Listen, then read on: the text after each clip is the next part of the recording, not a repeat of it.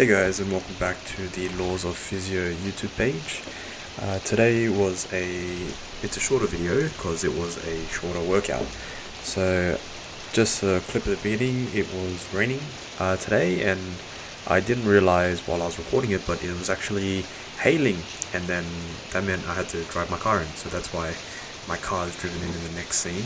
But today I felt super unmotivated to get into the gym and get moving, so even though I had like some pre-workout and coffee and all the stimulants, I didn't feel motivated to get in, but I just had to get something in. So all I did today was some pull-ups. I set up the pull-up bar, did one set, and then went to rest on the couch, and then I just tried to get 50 reps in. So today main thing is show up, get something in, and you'll feel somewhat better than not doing anything at all. So just a quick one today.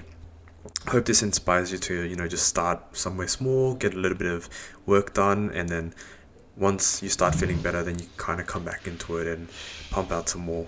So stay safe, and I'll catch you guys on the next one. Take care.